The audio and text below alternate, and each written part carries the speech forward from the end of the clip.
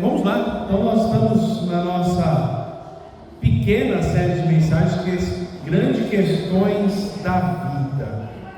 Grandes Questões da Vida.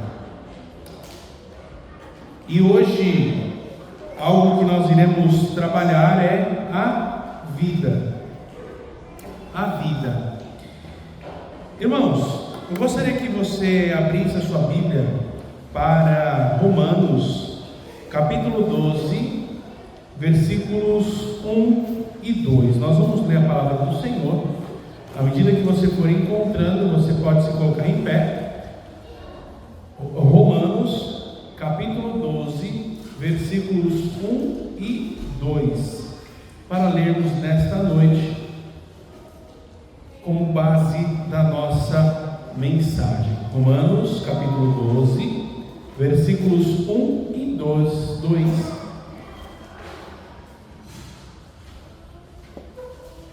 Romanos 12, 1 e 2.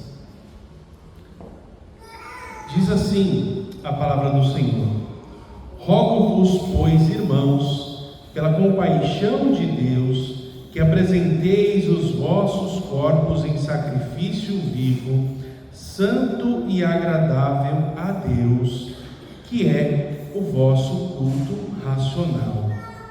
E não sede conformados com este mundo, mas sede transformados pela renovação do vosso entendimento, para que experimenteis qual seja a boa, agradável e perfeita vontade de Deus. Vamos orar. Pai, graças te damos por estarmos na tua casa, por estarmos reunidos para te buscar, para te adorar. E agora eu quero pedir ao Senhor que esteja falando aos nossos corações, que teu Espírito Santo tenha plena liberdade para agir nesta noite, nos corações dos presentes e também futuramente aqueles que irão ouvir esta mensagem. Que o Senhor, ó Pai, nos ajude e que nós possamos nos consagrar a cada dia mais diante do Senhor, que nós não sejamos conformados com o mundo, mas que entreguemos ao Senhor a nossa vida como culto racional. Em nome de Jesus eu te oro e te agradeço. Amém. Podem sentar.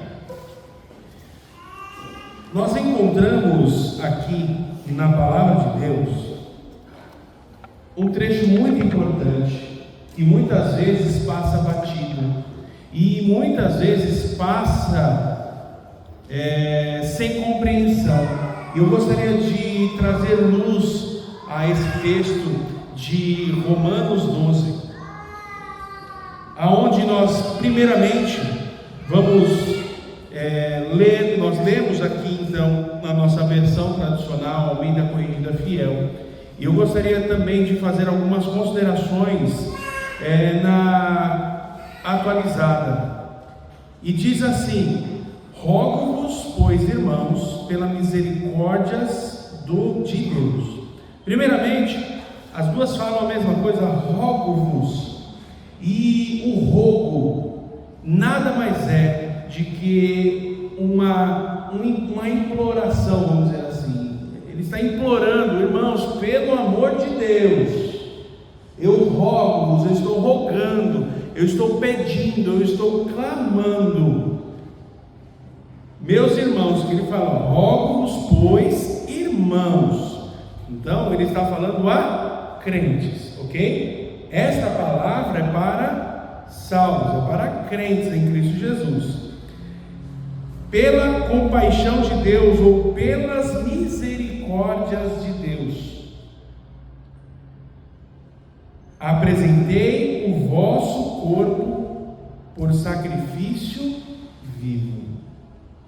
E nós só podemos apresentar o nosso corpo como sacrifício vivo a Deus por causa da misericórdia de Deus.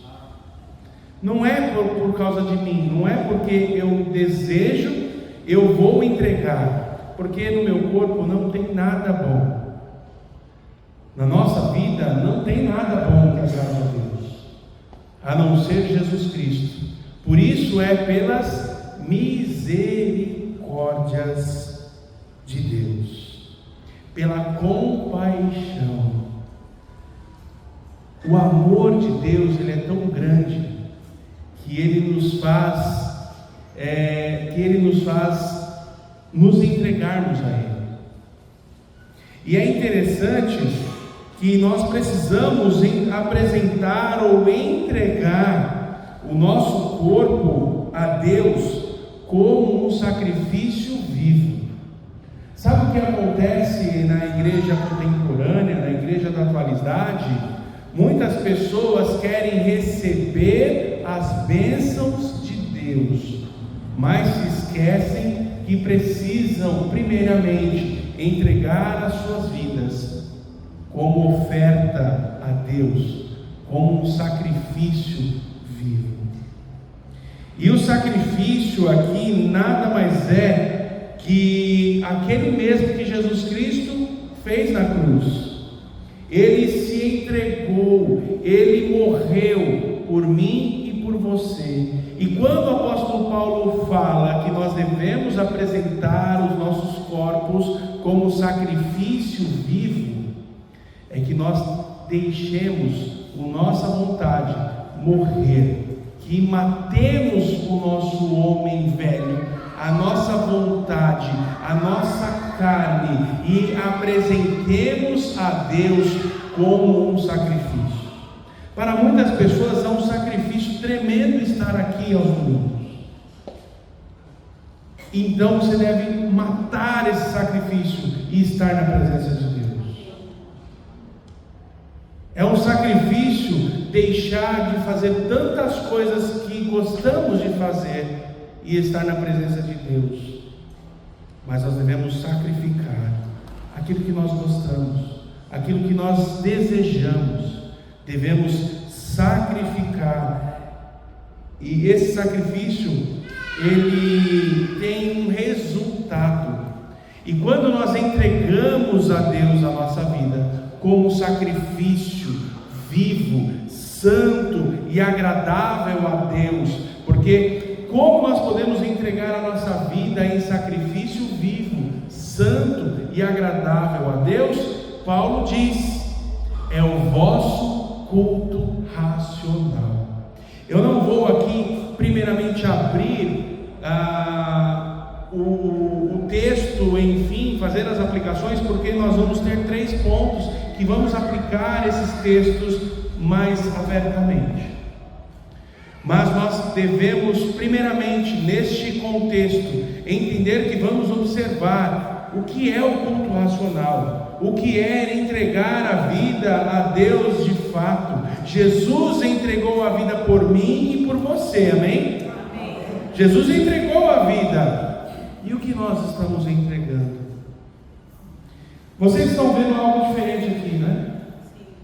Os 10 profetas. Tem algumas igrejas que tem aquela multidão de pessoas atrás do culto, né? Já viram isso aí? Mas não é a multidão de pessoas aqui, tá? Essa multidão de cadeiras aqui tem um objetivo nesta noite, e nós vamos trazer. Então eu preciso que você preste atenção, abra o seu coração para que o Espírito Santo fale na sua mente, no seu coração, na sua vida, na sua alma. Deixe as coisas lá fora, se atente, preste atenção no que Deus tem a falar a você. A palavra de Deus, então, ela diz isso sobre o culto racional: e não vos conformeis. As duas aqui estão mais ou menos parecido. Na versão a corrigida fiel diz: e não sede conformados com este mundo. E a outra é: não vos conformeis com este século. Esta conformação, a palavra conformeis, é a forma, está na forma. Quando nós éramos crianças, pelo menos na minha época, eu tinha na escola aquela forminha que você colocava massinha colorida, e você tirava a massinha, e naquela massinha tinha lá um leão, um hipopótamo, uma pessoa. Existia um molde. E esse molde mostrava o que aquela massa ia dentro do molde, e saía igual. Esse molde é o que conforma a massa que está dentro do molde. Paulo está dizendo a mesma coisa. O mundo é um molde, e você não deve ser conformado como o molde do mundo. Se você, quem gosta de bolo aqui? Nós temos uma boleira ali, a Rosana é uma boleira de mão cheia. E você imagina que para fazer o bolo precisa do quê? De uma forma, ok? Precisa de uma forma. Se não tiver forma, como é que ela vai fazer o bolo sem forma? Vai depois colocar os ingredientes dentro da forma. Então a primeira coisa que ela precisa é de uma forma untada. Porque também se não tiver untada, o bolo não desgruda da forma, correto? Imagine que essa forma ela esteja amassada, está com a ponta amassada. Você quer um bolo quadradinho, só que essa forma está amassada, e você faz o bolo naquela forma amassada. Como que o bolo vai sair? Com o canto amassado. Assim é a nossa vida. Se nós usarmos a forma do mundo, o mundo tem muitas deformações. O mundo tem deformações para a família. A família não é mais importante para o mundo. O caráter do mundo não é o caráter de Deus. As pessoas no mundo, uma quer derrubar a outra. No mundo, as pessoas querem o seu próprio benefício. No mundo, o pessoal pensa na sua própria glória, no seu bolso. É ou não é? Pasmem, tem crente indo no mesmo caminho, esquecendo de quem é as coisas. Nós estudamos aqui recentemente, nós trouxemos a mensagem sobre renegação, sobre entrega de fato, e entregar a Deus o que é de Deus. Todas as coisas é de Deus, são de Deus. A minha vida é de Deus. Sem o sopro de vida vindo de Deus, eu não sou nada.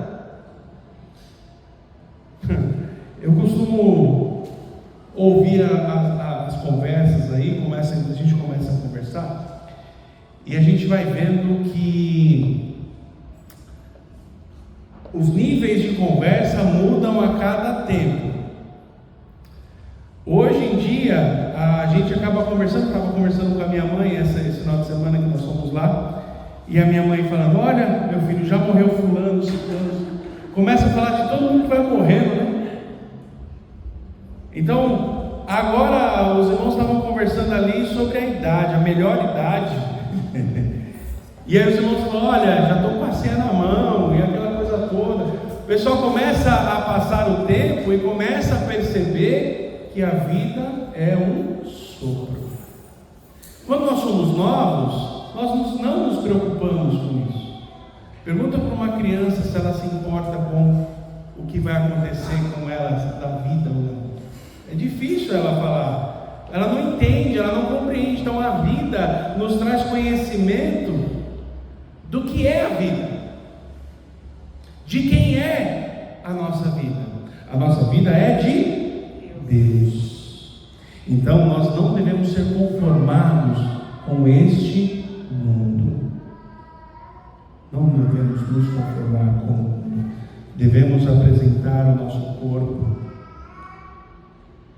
Nós devemos ser transformados pela renovação da vossa mente. E aí, olha só que interessante, né? Apresentar o nosso corpo como sacrifício vivo, santo e agradável a Deus, que é o nosso culto racional. Não nos conformar com o mundo.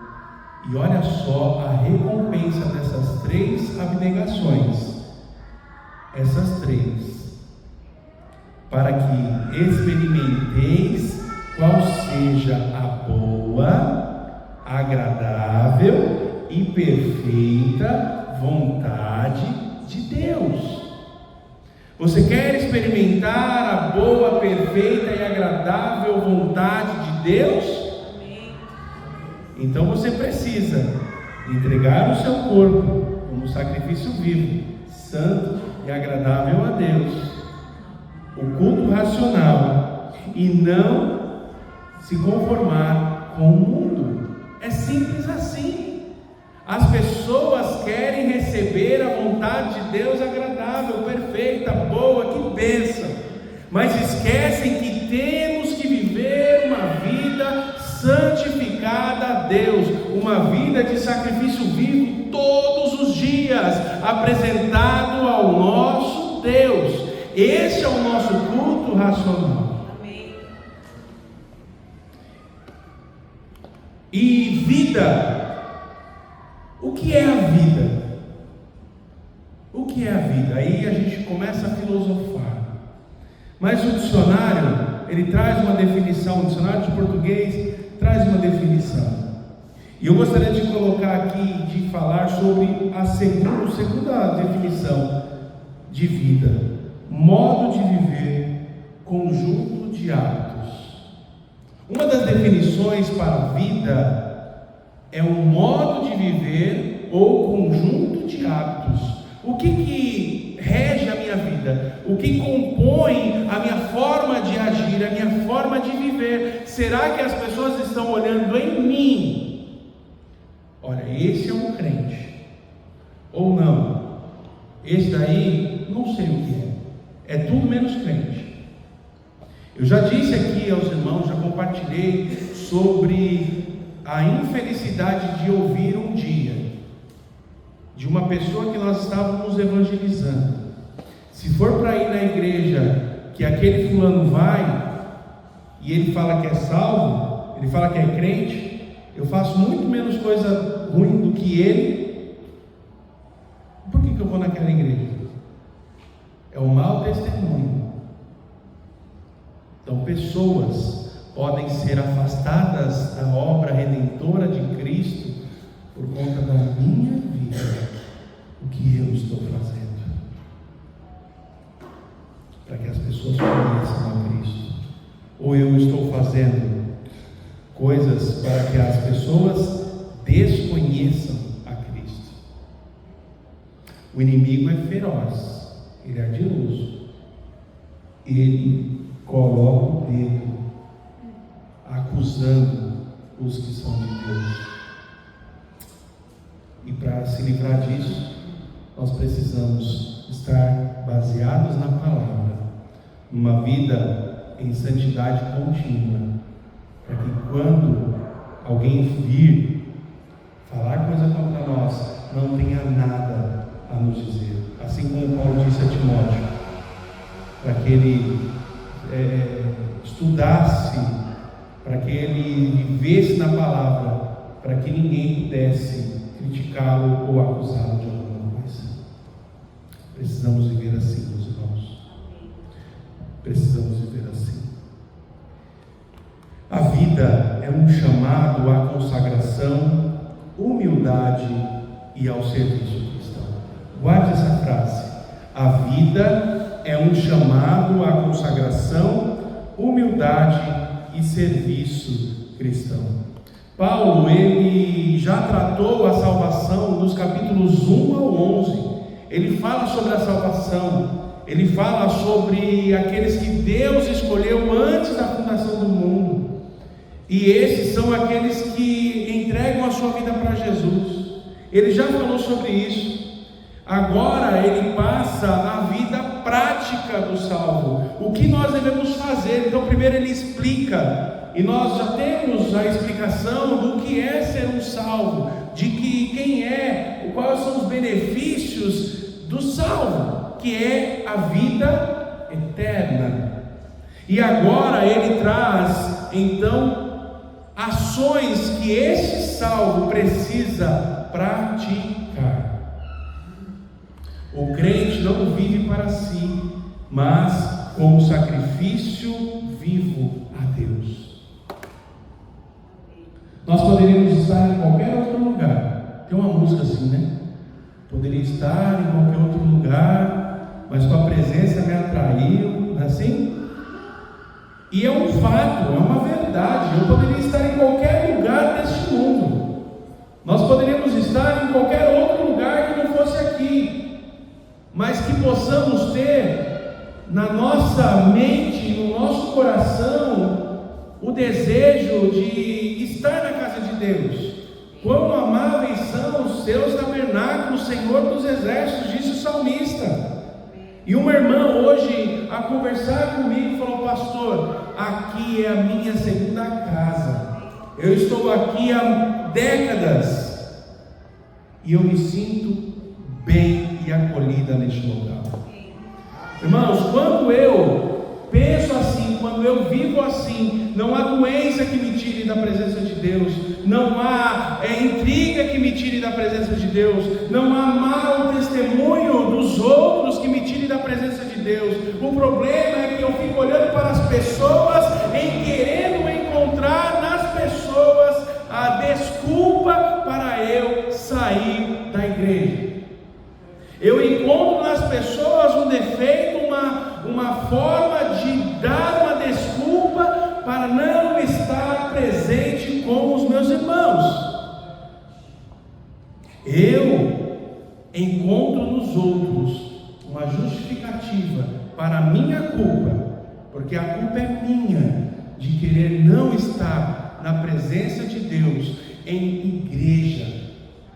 Este lugar não é mais santo do que os outros. O que traz santidade para este lugar é a presença da igreja de Cristo que aqui está, entregando a sua vida num sacrifício vivo, santo e agradável a Deus, que é o nosso culto racional.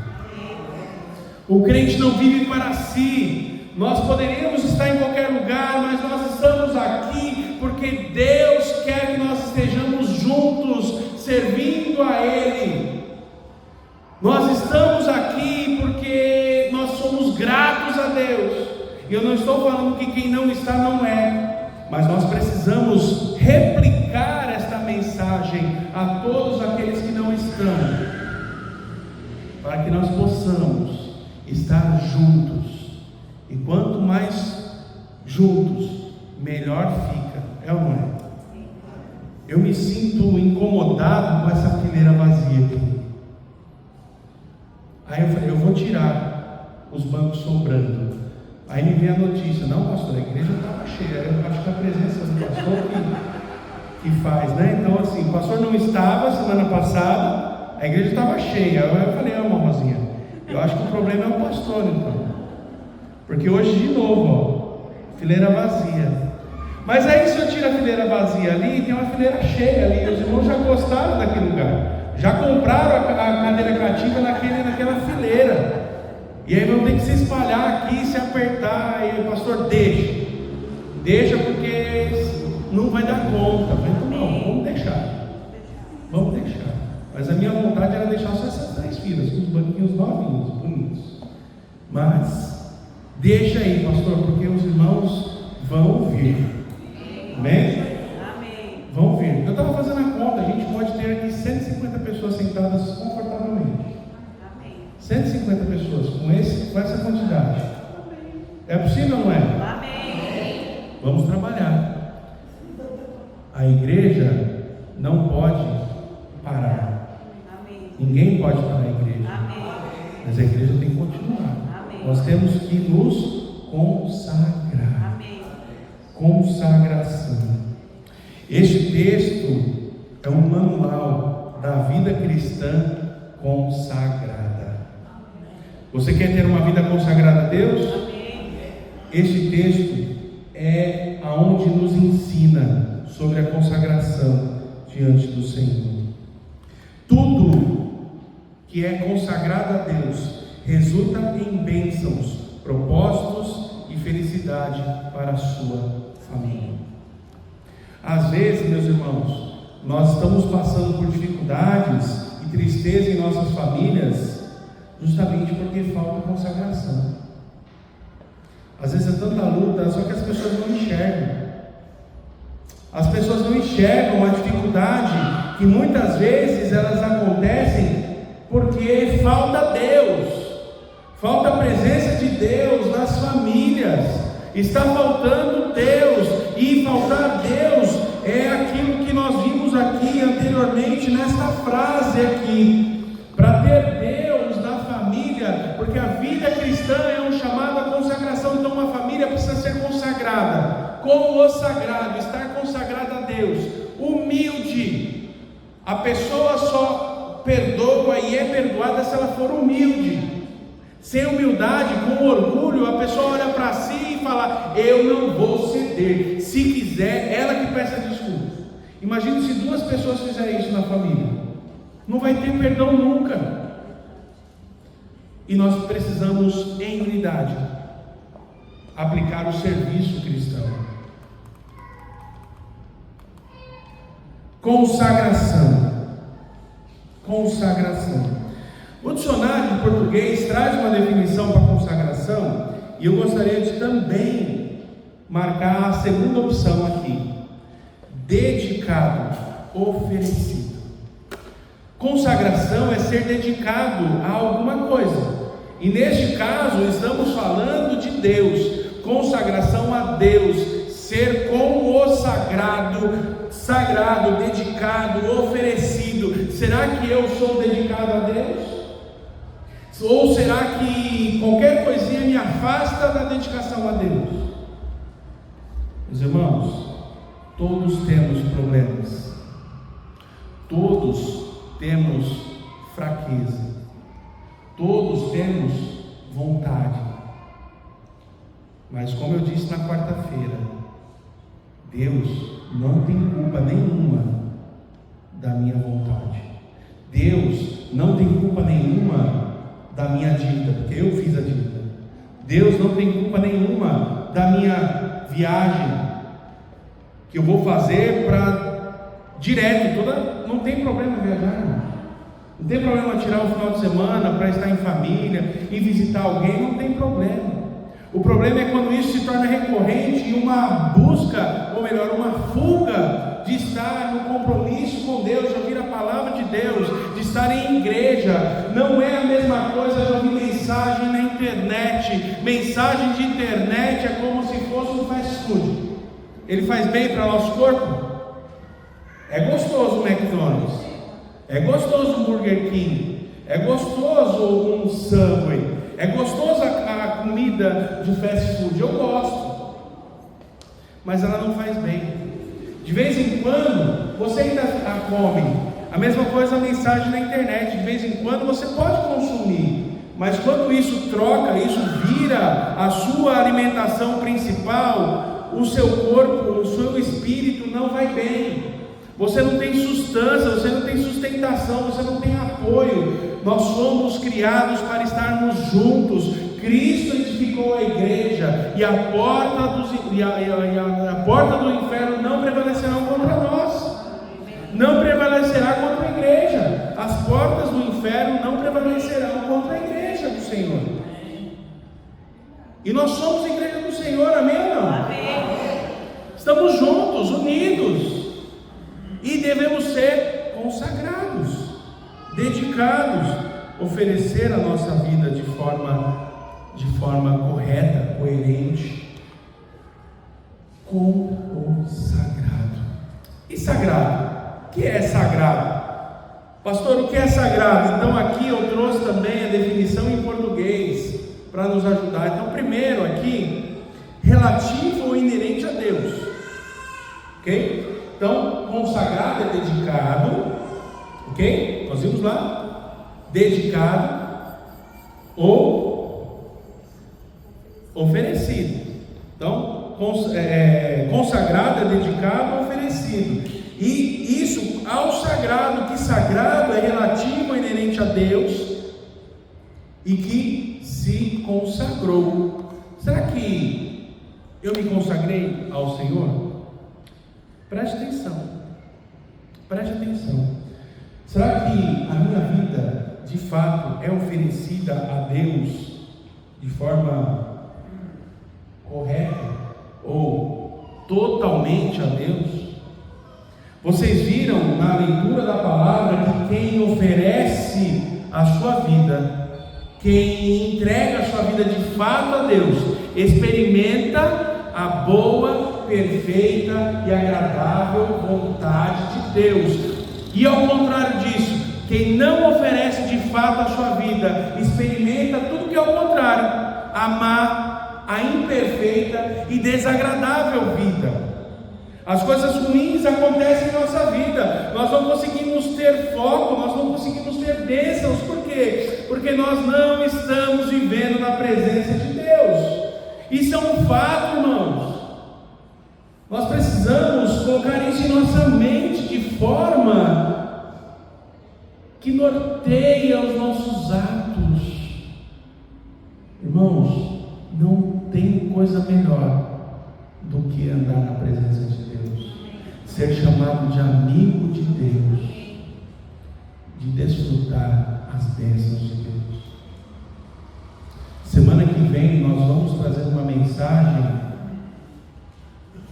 com o tema: Jesus não salva fake. Jesus não salva fake.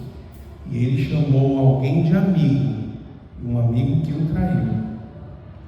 Semana que vem nós vamos observar e ver esta verdade bíblica e nos colocar mais uma vez na presença de Deus e entender quem é Deus, quem sou eu. Será que Jesus me salvou? Jesus não salva fake. Não seja um filho fake de Deus. Filho fake de Deus. Não vou pregar semana que vem eu prego. Já está com vontade de pregar esse tema já. Mas venha semana que vem. Não é uma bronca, é a presença do Espírito Santo em nossa igreja. Amém. Então, meus irmãos, traga o visitante, traga os irmãos que ora estão, ora não estão. É normal, é natural em toda a igreja ter esse rodízio, mas não é saudável quando isso acontece toda vez. Sempre acontece. Nós colocamos esses bancos laterais porque os do meio não estavam dando conta. Graças a Deus por isso.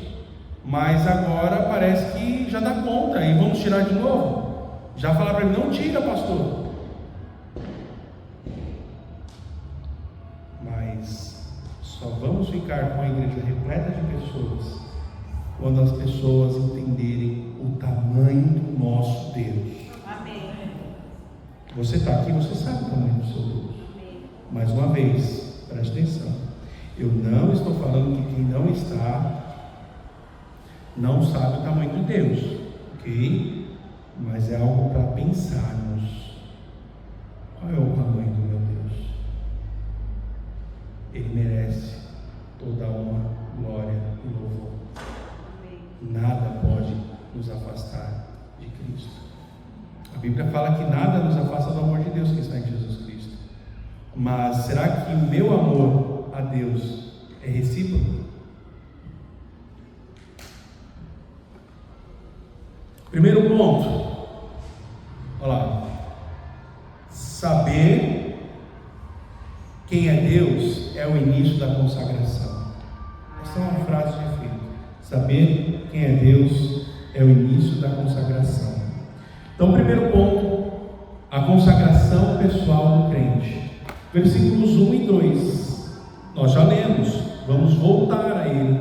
Rogo-vos, pois, irmãos, pela misericórdia de Deus, que apresenteis o vosso corpo por sacrifício vivo, santo e agradável a Deus, que é o vosso culto racional. E não vos conformeis com este século, mas transformai-vos pela renovação da vossa mente, para que experimenteis qual seja a boa, perfeita e agradável vontade de Deus. Então, meus irmãos, quando nós entendemos que precisamos nos consagrar para termos este benefício, Nós temos que entender que, primeiro, é um apelo às misericórdias de Deus. A nossa entrega é resposta ao que Deus fez, graça, perdão e salvação. A nossa consagração, a nossa vida com Deus, a nossa dedicação, o nosso estilo de vida, ela é uma resposta ao que Deus fez em mim e em você. É o que Deus fez em nós. Esta é uma resposta de entendimento. Por isso é o culto racional. O corpo como sacrifício vivo. Meu irmão, minha irmã, nós precisamos entregar não por medo, mas por gratidão. Uma pessoa grata, ela recebe muitas bênçãos. Você sabia disso? Uma pessoa grata, ela recebe muitas coisas dos outros. Você não gosta de dar nada a alguém que não é grato. Você imagina, irmão Renildo, você dando um presente ou uma oferta para alguém que nem te agradece. Você vai dar de novo? Vai ser mais difícil. Mas alguém que está sempre agradecido e dando satisfação para você. Olha, irmão Renildo, você me deu aquela bênção, olha aqui que bonito. Eu estou usando para a glória de Deus. Aí você vai, opa, aí vale a pena investir. Está precisando do gradil. Aí vem lá o irmão, não. Os gradios foram todos colocados. O pastor, ele presta conta de tudo que está sendo feito. Eu sei que vai ser bem aplicado. Então, olha, está aqui, pastor. Não precisa nem fazer mais campanha, eu vou pagar tudo. Aí vem lá o Zé, com a sua fortuna, e fala, eu vou comprar, pode deixar que estou passando meu cartão Black, sem limite. Meu cartão Black, que o banco nem coloca limite. É isso, por conta da gratidão. Nós estamos participando, o nosso projeto Tenda é um projeto que está participando com outros projetos em uma igreja nos Estados Unidos, que está em meio de missões. Eles vão escolher um projeto para abençoar. Quem dera seja o nosso projeto, para vir uns dólares aí, para a gente poder finalizar de fato e terminar, né? Esse nosso projeto que está engatinhando. Então, meus irmãos, é Deus fazendo a obra. Gratidão, precisamos ser gratos. Um corpo vivo, um sacrifício vivo, não apenas parte da vida, mas todo o corpo, o todo da existência. Precisamos entregar a Deus tudo. Tem aquela música do cantor cristão: tudo entregarei, tudo entregarei. Será que eu estou pronto a entregar? Outra coisa, hoje a igreja cantou uma música de consagração. Não importa. Você lembra do que você cantou? E aí? Não importa a circunstância, eu vou adorar a Deus, mas será que não importa a circunstância? Na primeira dor de barriga, a gente foge. Será que você quer estar perto de Deus de fato? Você declarou essa noite cantando aqui. Por isso a importância do louvor. Você declarou. E sabe o que vai acontecer na sua vida? O inimigo, ele vai fazer de tudo para que você não faça, não cumpra aquilo que você cantou. Mas não é para você deixar de cantar, não. Pelo contrário, é para você viver aquilo que você cantou com força, com determinação. Eu vou me dedicar ao Senhor. Não uma parte, mas o todo.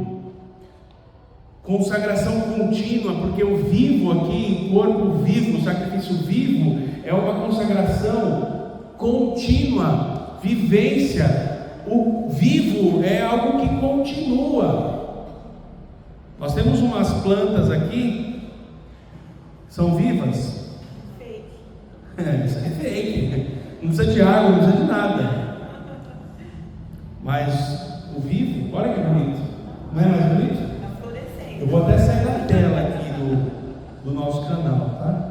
você quiser ver o que está acontecendo dentro. Olha que bonito. Brilhosa. Não parece de mentira? Mas não é. Sabe por que não é? Porque ela é cuidada. Tem cuidado. E uma vida para com Deus é uma vida brilhosa e tem cuidado. Pessoas que não vivem a presença de Deus são pessoas abatidas, pessoas que não têm brilho.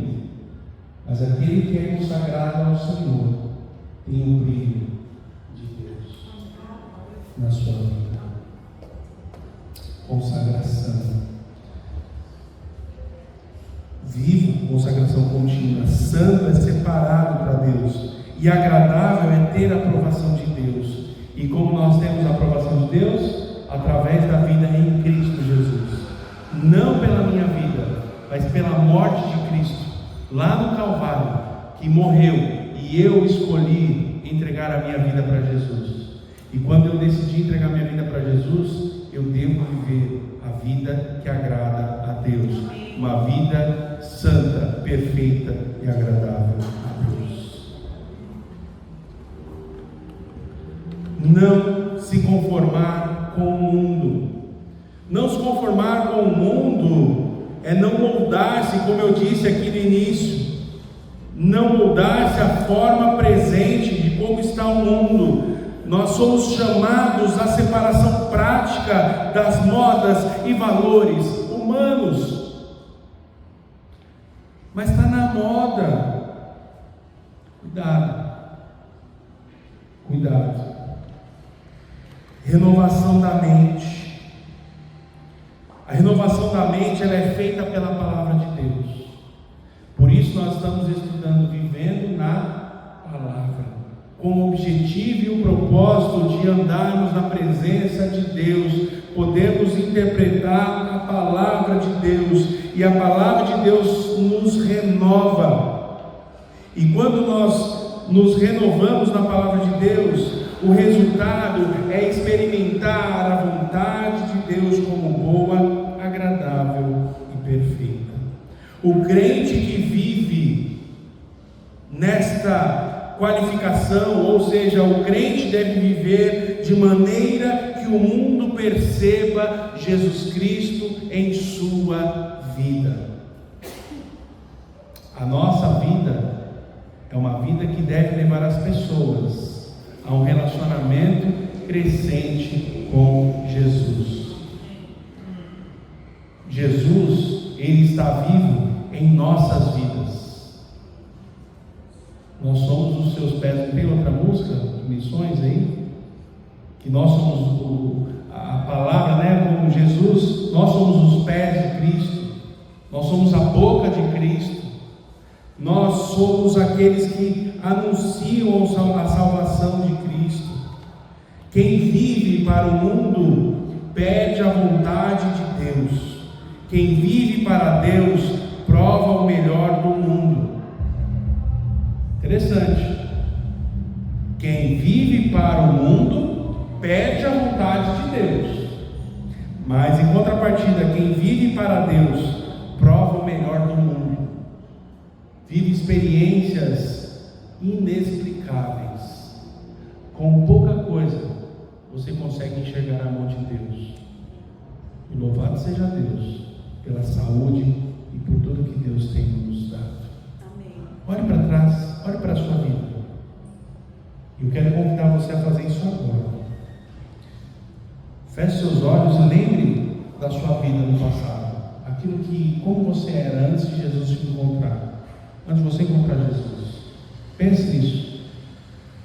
Vai passar um vídeo na sua vida e na sua mente. Vai passar um filme da sua vida. As coisas que você sofreu no passado. Foi difícil. Agora você lembre de como você está hoje. O que Deus fez para você. E que bênção de vida. Por mais dificuldade que você tenha, em Cristo você superou todas as coisas difíceis e você está aqui hoje para a honra e glória do Senhor. Segundo, a humildade no corpo de Cristo. Nós devemos ser humildes. E primeiro nessa humildade, versículo 3: porque pela graça que me é dada, digo a cada um dentre vós, que não pense de si mesmo além do que convém, antes pense com moderação, conforme a medida da fé que Deus repartiu a cada um. Não pense de si mesmo além do que convém. Nós precisamos ter humildade. A vida do cristão deve ser uma vida de humildade. Eu não estou falando aqui que a vida do cristão deve ser uma vida de miséria, mas deve ser uma vida de humildade. Humildade é diferente de miséria. Evitar a soberba espiritual. A soberba espiritual, o salvo não deve pensar além de si, além do que convém.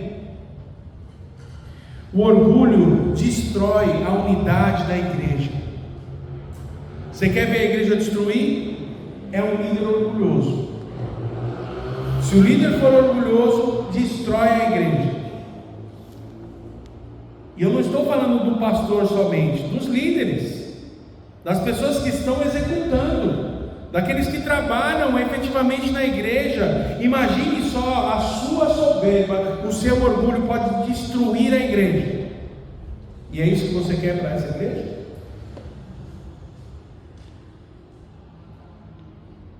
Ninguém falou nada, eu fiquei com medo. É isso que você quer para essa igreja? Ufa, eu fiquei com medo. Eu falei, pronto, já posso encerrar a mensagem e ir embora para casa, não voltar nunca mais. O orgulho destrói a unidade da igreja, irmãos. Precisamos estar unidos, porque o orgulho afasta de nós o perdão, afasta de nós a coletividade, afasta de nós. À medida da fé, Deus distribui dons e capacidades a cada crente. Todos são importantes. Nenhum deve ser jogado fora e ninguém deve se julgar maior do que o outro. Se você parar agora e deitar nesse chão, você vai deitar no chão e vai ver que a sua roupa não vai sujar. Por quê? Alguém limpa. Amém? Amém. Você não precisa chegar de casa, trazer um paninho na bolsa ou no bolso, né? Trazer um lencinho e passar no banco para você sentar, para não sujar sua roupa. Sabe o que é isso? É que as coisas funcionam. Tem servos aqui fazendo isso, para a honra e glória de Deus. Você vê aqui a mídia na parede aqui, que ajuda, auxilia na música, entender a mensagem, porque tem alguém lá atrás fazendo. Tem alguém que se prepara na semana para fazer as coisas. O louvor, bem ensaiado, bem tocado, bem cantado, porque existe dedicação e ensaio para isso. Não é feito nas coxas. Sabe o que é feito na coxa, né? Você sabe? Quem não sabe o que é essa expressão, que é feito nas coxas? Quem não sabe? Não sabe? Tem mais alguém que não sabe? Ou todo mundo sabe aqui que é feito nas coisas? Não sabe. Eu vou contar, por causa de dois eu vou contar. E os outros que estão com vergonha, que não quer falar, também vai aprender. Você está aqui. Feito nas coxas, essa expressão é o seguinte: na época dos escravos, deixa eu contar, na época dos escravos, conta a lenda que eram feitas os telhados com telha de barro. E a telha de barro hoje, a gente pegar, era toda encaixadinha, né? A telha naquela época era feita nas coxas do escravo. Então a coxa do escravo era um molde. Pegava, colocava aqui o barro e moldava na coxa. Só que aquela coxa tinha um molde, tinha uma medida. A minha coxa é diferente da do Gabriel. Se pegar a telha feita na coxa do Gabriel, não vai encaixar na minha. Então, feito nas coxas é feito sem medida, feito de qualquer jeito. Por isso que é feito nas coxas. Tá? Hoje é tudo feito, tudo igualzinho, sob medida, mas feito nas coxas é isso de qualquer jeito. Você acha que a igreja de Deus precisa ser feito tudo nas coxas? Tem que ser feito com carinho. Amém? Tem que ser feito com dedicação, com excelência. Por isso que nós precisamos viver uma vida excelente. Todos nós somos importantes. Nenhum deve se julgar maior. Cada membro da igreja é chamado a servir com humildade. Humildade. Na obra de Deus não há espaço para estrelismo, mas só para serviço. Na obra de Deus não há espaço para estrelismo, só para serviço. Amém ou não? Amém. Terceiro, a diversidade dos dons no corpo. Um corpo, muitos membros. Olha, versículo 4 a 8. Porque assim como em um corpo temos muitos membros, e nem todos os membros têm a mesma operação, assim nós, que somos muitos, somos um só corpo em Cristo, mas individualmente somos membros uns dos outros. Olha que interessante, membros uns dos outros, de modo que, tendo diferentes dons, segundo a graça que nos é dada, se é profecia, que seja segundo a medida da fé; se é ministério, que seja ministrar, seja em ministrar; se é ensinar, que haja dedicação no ensino; ou o que exorta, use esse dom em exortar; o que reparte, faça-o com liberalidade; o que preside, com cuidado; o que exercita misericórdia, com alegria. Esses são os dons que Deus colocou na igreja. Tem pessoas que têm o dom de contribuir, tem pessoas que têm um dom de orar, tem pessoas que têm um dom de cuidar, tem pessoas que têm um dom de exortar, tem pessoas que têm um dom de presidir, de organizar. Pessoas que conseguem com habilidade observar a necessidade de cada coisa. Que bênção é ter professores qualificados nessa igreja, amém ou não? E a resposta disso é a escola dominical, que tem uma ótima frequência. E eu gostaria pelo menos da frequência da manhã à noite. Um corpo, muitos membros. A igreja local é comparada ao corpo humano. Cada parte tem a sua função. Nenhuma é dispensável. Você já viu uma perna correndo solta por aí? Mas essa perna fica. Ela não tem como sair correndo solta se não estiver presa no seu corpo. Não dá. Você não vai ver uma cabeça passando ali, ó, pulando a cabeça, uma língua correndo.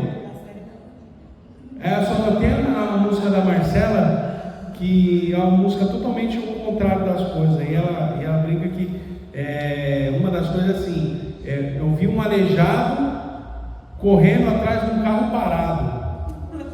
Uma música nada. Então assim, é mais ou menos assim. Não tem como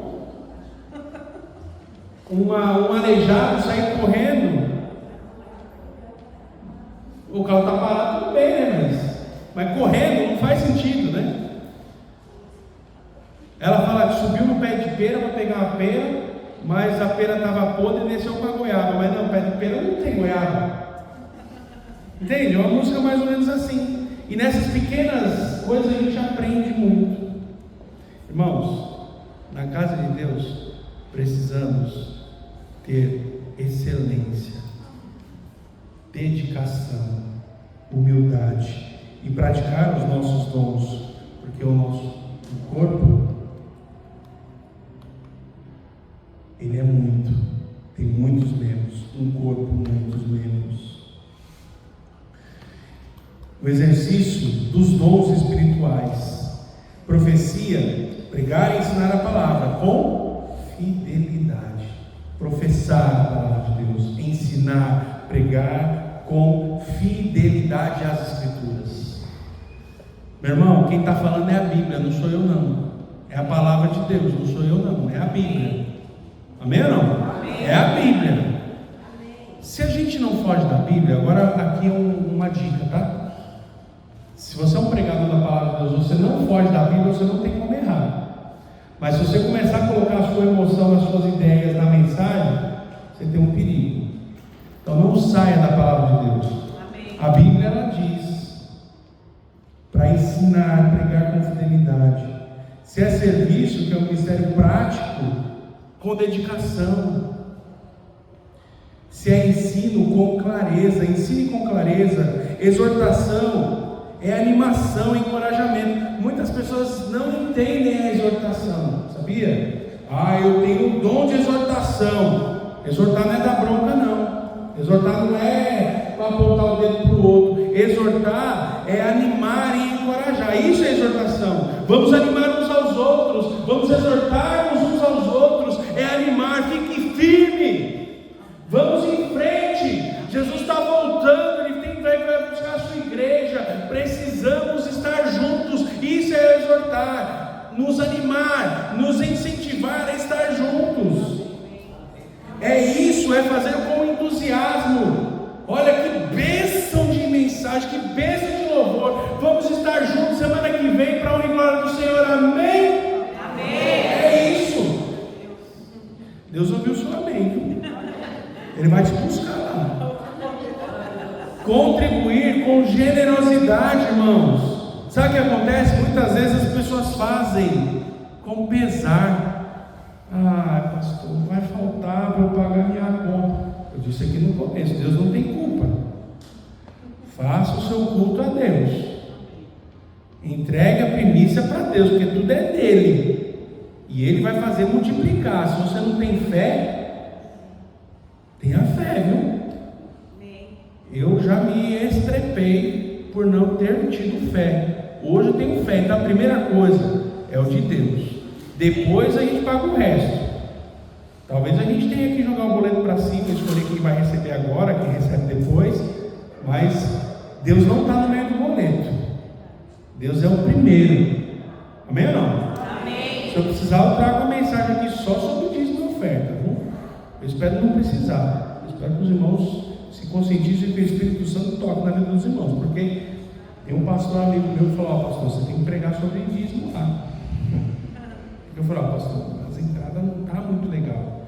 Aumenta o número de membros e diminui as entradas, é uma coisa errada. Eu estou orando a Deus e Deus vai fazer a obra. Mas se precisar, a gente fala. Tá bom? Então é fazer, contribuir com generosidade. Isso é a missão do cristão. Presidir, liderar é com zelo. Você não vai ver o pastor aqui fazendo as coisas com relaxo. Se vocês veem isso aí, é porque tem alguma coisa errada. Mas eu posso aqui, não é jogar na cara, mas trazer aqui uma reflexão. Será que o pastor de vocês faz as coisas de qualquer jeito? É isso que vocês enxergam? Se for isso, me fala, para eu poder me corrigir. Mas não é o que eu busco fazer. Eu quero fazer as coisas da melhor forma possível. Eu quero deixar a casa de Deus pronta para receber pessoas novas. E também receber os irmãos que já estão. Dar conforto aos irmãos. Vamos colocar umas almofadas nesses bancos aí. Aguentar o pastor falar 1h30 é um pouco difícil, né? Num banco sem forração, né? O golpe está aí, tá quem quer, né? Deixar bem fofinho, os irmãos aguentar mais tempo. Presidir com zelo. Misericórdia é com alegria. Com alegria. Cada dom é dado para a edificação. Para a edificação. E não exaltação. O dom é para a edificação da igreja, edificação dos irmãos, e não para exaltar uns aos outros. Cada dom é dado para isso. A igreja só cresce quando cada crente usa seu dom para a glória de Deus. Você quer que a igreja cresça? Amém. Use seu dom. Use o seu dom. O dom de tocar, o talento de tocar, o dom de presidir, o dom de dar aula, o dom de exortar. E exortar mais uma vez, gente, exortar não é dar bronca, exortar é animar. Está combinado aqui o que diz a palavra? Exortação é isso, é animar. Ninguém quer ficar num lugar que só toma chicote. A época do chicote já passou, né, Rosinha? A época do chicote já passou. Os nossos filhos nem apanham direito, né, Renato? Nossos filhos nem apanham mais a gente lá atrás. Nosso pai pegava a gente de jeito, né? Ó, e nem por isso a gente ficou revoltado, né? Pelo contrário, somos os homens que somos pela correção dos nossos pais do passado, né, Paulo? Paulo Abel lá em 1300, desculpa. Né?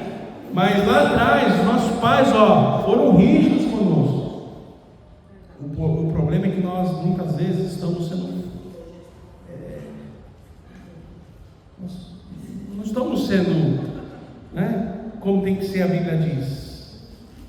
Mas isso fica para outro dia. Fica para outra mensagem sobre como cuidar de filhos, né? Na igreja, todos têm um lugar no corpo, todos têm uma função. Amém? Na igreja, todos têm um lugar, e no corpo, todos têm uma função. Exercite a sua função. Deus nos chama a uma vida de entrega e separação e serviço.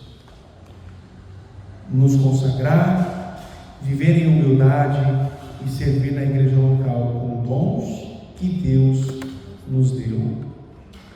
Uma vida é um chamado, a vida é um chamado à consagração, humildade e serviço cristão.